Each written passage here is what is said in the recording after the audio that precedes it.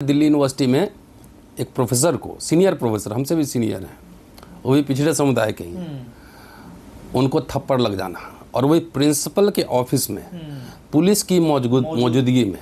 तो इसको डिजाइन नहीं समझा जाए कि आरएसएस का पूरा डिजाइन है ये। घटना कर देगा तो कोई कुछ और बोलेगा, कोई कुछ और बोलेगा, कोई माफी मांगेगा, लेकिन ये संकेत दे देते हैं कि अगर हमसे एग्री नहीं है तो हम आप पे हमला करेंगे। अच्छा, वो अंबेडकर कॉलेज डूसू से एफिलिएटेड भी नहीं है, हाँ। ठीक है, तो जब एफिलिएटेड नहीं है, जब वहाँ कोई कैंडिडेट जीत गया और उसका समारोह हो रहा था, शपथ समारोह, तो उसमें जाकर हंगामा करना, वीडियो साफ दिख रहा है कि प्रोफेसर ने कोई प्रोवोक नहीं किया, वो बैठे हुए हैं, तो हाँ, उठ के मार देना। तो अभी तक इसमें एफआईआर होकर अरेस्ट होना चाहिए था। पर ये भी तो कहा जा रहा है, जैसे आपने कहा, प्रिंसिपल भी मौजूद थे, प्रिंसिपल भी मौजूद है। हाँ। इनके मौजूदगी में प्रिंसिपल को भी नैतिक आधार पर इस्तीफा दे देना चाहिए था। पर दीपिका जहां ये कह रही है कि ये नशे में थे। अरे कौन ऐसा कह सकता है? सुजीत को मैं जानता हूं, जब एक बार घटना हो गई तो घाल मेल करने के लिए नशे में थे। जब पूरन कुमार का हुआ था, दूसरा एक सुसाइड कर रहा है, तो घाल मेल करके बचाने के लिए कुछ लोगों की बलि भी होती है। तो नशे में थे, तो प्रिंसिपल को नहीं पता लग रहा था कि नशे में थे। और जो डिसिप्लिन कमेटी या कन्वेनर हो जाएगा शपथ दिलवाने, मेंटेन कर, नशे में रहेगा, एक कॉमन सेंस अप्लाई कीजिए। वर्किंग आवर है तो वर्किंग आवर में नशे में रहेगा। जानबूझ के एक डिजाइन था, डिजाइन के तहत काफी लड़के गए इनके तरफ से, बहुत लड़के गए हैं। जब आपसे एफिलिएटेड ही नहीं है तो आपको इंटरवीन करने का वहां क्या मतलब था? हाँ। खैर, विश्वविद्यालय ने कमेटी बनाई है, शायद 2 हफ्ते के अंदर रिपोर्ट मांगा है, लेकिन इसमें एक्शन होना चाहिए। आप यूनिवर्सिटी को आप क्या बनाना चाह रहे हैं? विश्वविद्यालय तो वैचारिक विमर्श के केंद्र बिंदु होते हैं ना। दक्षिण पंथ भी होगा, वाम पंथ भी होगा, समाजवादी भी होंगे, सेंट्रिस्ट भी होंगे, कांग्रेस भी होगा, एबीपी भी होगा, सब होगा यहाँ पे। यहाँ तो वैचारिक विमर्श के केंद्र है। जब एक शिक्षक सुरक्षित नहीं है यहाँ पे, तो किस तरह का माहौल ये बनाना चाहती है सरकार? तो क्या अगर एबीपी की सरकार है देश में तो ये सब कुछ करेंगे? ऐसा ही लग रहा है ना। इनके लोग जो कर दें उन पे कोई एक्शन नहीं होता है। आप सोचो, बहराइच में वो गया था झंडा फहराने, वो गोली खा गया। अब तो मैं बार बार कह रहा हूं कि भाई समझो, अपने बच्चों को संभालो। ये भी ब्राह्मण समुदाय की है। हाँ, भाई जहाँ ब्राह्मण। हाँ, और बताइए, जो जिस ब्राह्मण को लोग शीर्ष पे मानते थे, नमस्ते करते थे, प्रणाम करते थे, तो ये और वो अब दंगाई बना रहा है आरएसएस। ये तो समुदाय को भी समझना चाहिए। नेहरू इंदिरा गांधी के जमाने में तो सब टॉप पोजीशन पे ब्राह्मण होते थे, लोग इज्जत भी करते थे। अब तो इस तरह से आप दंगाई बना रहे हो। तो अपने अपने बच्चों को संभालो। मैं सिर्फ संकेत दे रहा हूं कि बहराइच में भी ऐसा हुआ था, जहां कौन मिश्रा था जो गया था करने, यहाँ भी बच्चे इस तरह का हरकत कर रहे थे। आप किस दिशा में समाज को लेके जाना चाह रहे हो? कोई सर दीपिका जो मुझे झा है, इनकी कोई पुरानी दुश्मनी थोड़ा ही होगी? नहीं, तो स्टूडेंट है अभी। तो पुरानी दुश्मनी कहाँ से होगी? ये खाली टेरराइज करने के लिए, आपसे अगर कोई एग्री नहीं है, सहमत नहीं है, तो उसको टेरराइज करने के लिए ये सब हथकंडे अपनाए जाते हैं। आज मेरी वैचारिक असहमति है, मान लो आरएसएस बीजेपी से, तो हम डिबेट में जाएंगे ना। रोज टीवी पे डिबेट में रहते हैं ना, कि झगड़ा करते हैं, मारपीट करते हैं। तो क्या जिन प्रोफेसरों के विचार नहीं मिलके, उनके लिए भी एक संकेत है? संकेत है ना कि आप यूनिवर्सिटी को रणभूमि में बदल देना चाहते हो, क्योंकि शिक्षा में, यूनिवर्सिटी में आपकी कोई रुचि ही नहीं है। शिक्षा में क्या रुचि है? कितने विश्वविद्यालय बने हैं? 12वां साल चल रहा है ना। कितने सेंट्रल यूनिवर्सिटी बना है, जरा ये बता दें। कितने स्कूल खोले गए हैं, जरा ये बता दें। हर जगह आरएसएस के लोग की भर्ती हो रही है। खाली दिखाओ अपना आरएसएस का कि हम आरएसएस से जुड़े हुए हैं, आप प्रोफेसर बन जाओ, वाइस चांसलर बन जाओ। तो यूनिवर्सिटी का तो बुरा हाल करके रख दिया है ना। अब वो कह रही हैं कि हाँ, मेरे से गलती हो गई है, मैं मतलब थोड़ी उत्तेजित हो गई थी, मैं माफी मांगती हूँ। तो क्या आप कुछ ऐसा? अब देखिए, अब तो भाई गवर्निंग बॉडी की मीटिंग हो चुकी है, वीसी के पास पाले गेंद में है, लेकिन ये कैसे ऐसे गलती हो जाती है? भाई आप एडल्ट हैं, कोई बच्चे तो है नहीं। आप एडल्ट है, कैसे ऐसे सरेआम ऑफिस में, वर्क प्लेस पे? बीसी पे भी सवाल खड़े हो रहे हैं कि उन्होंने रस्टिकेट अभी तक नहीं किया। वही तो सवाल कर रहा हूं। अब कौन सुरक्षित है यहाँ पर?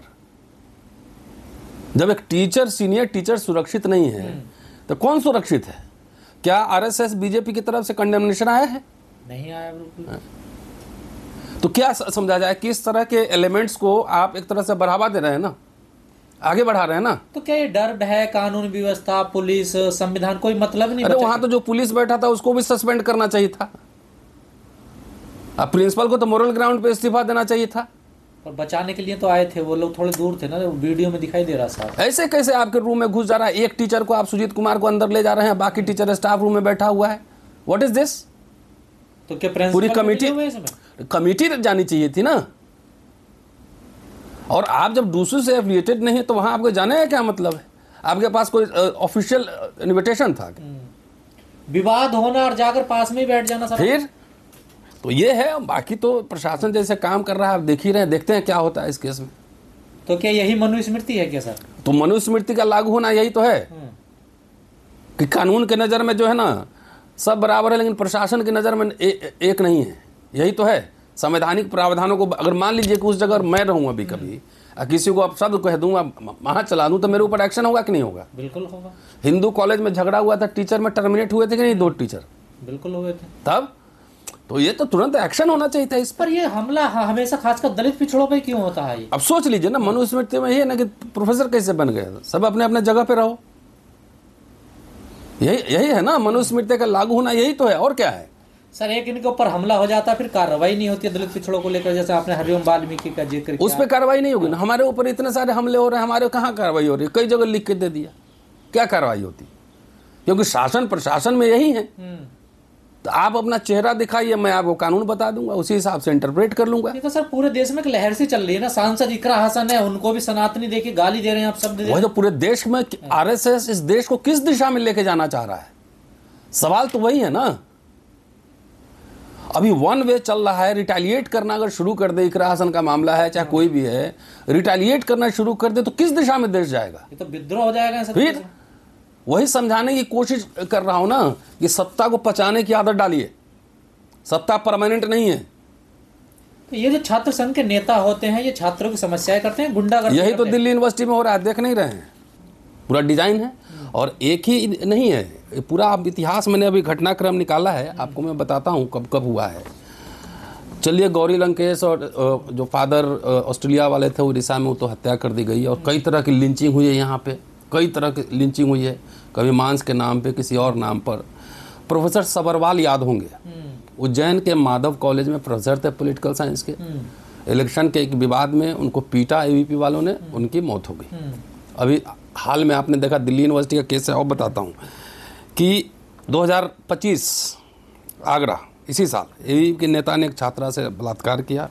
मंदसौर 25 का ही है, एबीवीपी के नेताओं ने कपड़े बदलती लड़कियों का वीडियो बनाया। 25 बालासोर, एबीवीपी छात्रों ने छात्रों को आत्महत्या के लिए उकसाया, छात्र की मौत। केरल 2025, प्रोग्राम में न शामिल होने पर छात्रा पर हमला, जान से मार देने की धमकी। जोधपुर 2023, विश्वविद्यालय में एबीवीपी नेताओं ने दलित लड़की से गैंगरेप किया। 23 गोरखपुर, एबीवीपी नेताओं ने विश्वविद्यालय के कुलपति, रजिस्ट्रार और पुलिस पर हमला किया।